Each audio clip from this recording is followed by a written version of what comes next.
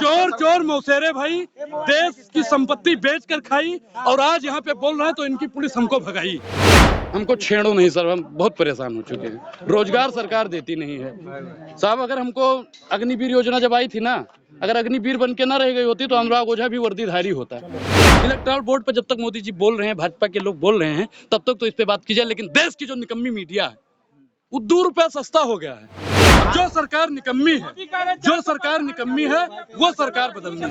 अमित शाह को मैं वेलकम करता हूँ। अमित शाह जी को मैं खुला चैलेंज करता हूँ कि अमित शाह जी आइए, अनुराग ओझा आपसे डिबेट करने के लिए तैयार है। अनुराग ओझा को आप जिस चौराहे पर कहेंगे, अनुराग ओझा उस चौराहे पर आएगा, वहाँ पे आपको इंटरव्यू देगा। माना साहब, माना, लेकिन साहब 1 मिनट का समय दीजिए। आप बैरिकेड के अंदर कर रहे हैं तो बैरिकेड के अंदर तो बोल सकते हैं ना साहब। तो हमें तो बोल रहे हैं, बाकी तो जा रहे हैं ना लोग। बाकी तो साहब इतना भी जुल्म मत कीजिए साहब। दुनिया देख रही है मैडम, ये सब कैमरा चल रहा है। लेकिन साहब हम मानते हैं, आपकी इज्जत करते हैं, आपकी ड्यूटी है, लेकिन ठीक है। वसूली भाई इस्तीफा दो। कौन है वसूली भाई? ये इतना बड़ा बड़ा फोटो लगा है, आप लोगों को समझ में नहीं आता है कौन है? नरेंद्र भाई मोदी है भाई, जो सबसे बड़े चंदाखोर है, सबसे बड़े चंदाखोर, जो अमित शाह जी के लिए, अडानी जी के लिए पता नहीं किस किस हद तक गुजरने के लिए, जिनके लिए इन्होंने सारी हदें पार कर दी, आज उन्हीं को लोग कह रहे हैं जरा हद में रहो। अमित शाह को छोड़िए मैडम, पत्रकारों सामने ही देख रहे हैं भैया। आप एक चीज बताइए कि मोदी जी मीडिया को वैल्यू नहीं कर रहे हैं। एक चीज, चंदा और धंधा की राजनीति को खत्म किया जाए मैडम, इसलिए सरकार बदलनी बहुत जरूरी है। और जो सरकार निकम्मी है वो सरकार बदलनी है। सबको मिला है। सुनिए, आपको कितना मिला है? आपको कितना मिला है? आपको कितना मिला है? हमको कुछ नहीं मिला है, लेकिन आपको कितना मिला है? ए भैया, सुनो, सुप्रीम कोर्ट अगर मुझे सुन रहा है और देश की जितने भी जांच एजेंसियां सुन रही हैं, तो इस पत्रकार की जांच पड़ताल जरूर होनी चाहिए। किसकी? अरे आप सबकी होनी चाहिए, क्योंकि आप लोग ही अरे रास्ता इस पे अडानी जी अभी थोड़ी जा रहे हैं, अडानी अंबानी नहीं जा रहे हैं साहब। मोदी जी, अमित शाह जी थोड़ी जा रहे हैं जो उनको भगाया जा रहा है। कौन? वसूली भाई दोनों। वसूली जो देखिए, चोर चोर मौसेरे भाई, देश की संपत्ति बेचकर खाई और आज यहाँ पे बोल रहे हैं तो इनकी पुलिस हमको भगाई। अमित शाह वो चाहते हैं हिंदुस्तान छोड़ दें, वो चाहते हैं कि हिंदुस्तान छोड़ दें, अब भूत के डर से मकान छोड़ दें। बोलेंगे साहब, बोलेंगे और ले चलो। अमित शाह जी ने कहा है कि कांग्रेस पे अभी कांग्रेस का भंडा फूटेगा, तब देखिएगा। कब फोड़ेंगे? किस चीज का भंडा फोड़ेंगे? एक चीज बताइए भाई, जितना इनके पास अंतर तंत्र संत्र, साम दाम दंड भेद सब इन्होंने अपना लिया, उससे कोई फर्क नहीं पड़ा। अभी क्या भंडा फोड़ेंगे मैडम?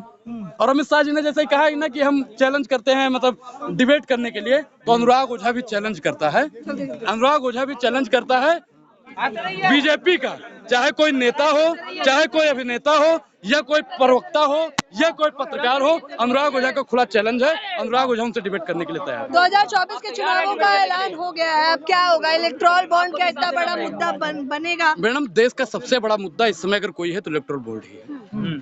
दूसरा कोई मुद्दा ही नहीं है। महंगाई, बेरोजगारी से भारतीय जनता पार्टी तो साहब डकार नहीं लगी। इलेक्टोरल बोर्ड पर जब तक मोदी जी बोल रहे हैं, भाजपा के लोग बोल रहे हैं, तब तक तो इस पे बात की जाए, लेकिन देश की जो निकम्मी मीडिया है वो ₹2 सस्ता हो गया है।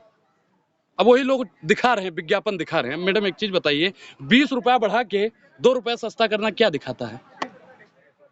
बताइए। सबका मुंह बंद हो गया। अंजना कश्यप होती तो बोल देती, आप तो बोलिए कम से कम। जा रहे हैं साहब, जा रहे हैं। पहले से कुछ तो याद है, जनता के लिए काफी है। जनता के लिए क्या करें? जनता के लिए काम नहीं हो रहा है साहब। अब हम अपनी जमीन में आ गए हैं, हम रोड पे नहीं है, अब नहीं जाएंगे आगे, अब नहीं जाएंगे साहब। देख लीजिए, हम इधर आ गए हैं। हमको छेड़ो नहीं सर, हम बहुत परेशान हो चुके हैं। रोजगार सरकार देती नहीं है साहब। अगर हमको अग्निवीर योजना जब आई थी ना, अगर अग्निवीर बन के ना रह गई होती तो अनुराग ओझा भी वर्दीधारी होता। साहब अच्छी बात तो है, लेकिन कम से कम बोलने खड़े होने तो दीजिए। 21 और 19 मैडम जो जीवन जीने का अधिकार देता है, आज मेरे अधिकारों का भी शोषण हो रहा है। हमेशा भारतीय जनता पार्टी चाहती है कि संविधान बदल दिया जाए। अभी आपने जल्दी में ही देखा होगा, और ये संविधान को बदल देंगे। जितना लोग मुझे सुन रहा है, अगर वो लोग भी नहीं बोले तो संविधान 24 में बदला जाएगा, ये बात तो तय है। और इसका जीता जागता मिसाल आपने देखा होगा। लेकिन ये अनंत हेगड़े का बयान था, बीजेपी ने सफाई भी दे दी है इस पे कि ये उनका निजी विचार है। अच्छा, वो पार्टी में का कौन सी पार्टी से है? बीजेपी व्यक्ति का निजी विचार था वो। एक चीज बताएं, बेटा अगर निकम्मा निकलता है तो बाबूजी का उसमें हाथ होता है, अगर पार्टी का लोग बोलता है तो पार्टी की मंशा होती है। तो इलेक्ट्रल बॉन्ड में किसका हाथ है ये तो बताओ। मोदी जी का।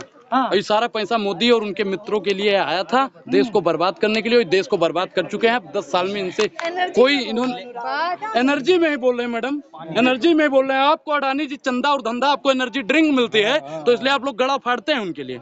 हम लोग तो भैया आराम से ही बोलते हैं, क्योंकि समझाते हैं बहुत आराम से। उनकी तरह भाइयों बहनों ऐसा नहीं कर सकते हैं मैडम।